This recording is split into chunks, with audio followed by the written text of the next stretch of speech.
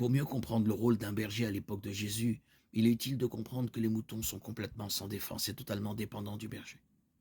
Les moutons sont toujours exposés au danger. Ils doivent toujours être sous l'œil vigilant du berger pendant qu'il broute. Les murs d'eau qui dévalent les vallées à la suite de pluies soudaines et abondantes peuvent les emporter. Les voleurs peuvent les voler, les loups peuvent attaquer le troupeau. David raconte comment il a tué un lion et un ours alors qu'il défendait le troupeau de son père, alors qu'il était berger. 1 Samuel 17, 36.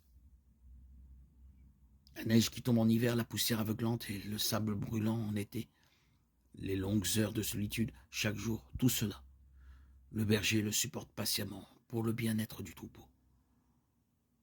En fait, les bergers étaient fréquemment exposés à de graves dangers, donnant parfois même leur vie pour protéger leurs brebis. De même, Jésus a donné sa vie sur la croix, en tant que berger pour les siens, lui qui voulait sauver les autres. Bien qu'il en ait le pouvoir, n'a pas choisi de se sauver lui-même.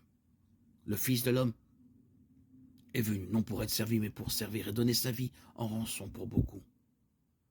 Matthieu 20, 28. Par son sacrifice volontaire, le Seigneur a rendu le salut possible à tous ceux qui viennent à lui avec foi, en proclamant qu'il est le bon berger. Jésus parle de donner sa vie pour ses brebis. Jean 10, 15. Comme le Père me connaît et que je connais le Père, et que je donne ma vie pour mes brebis.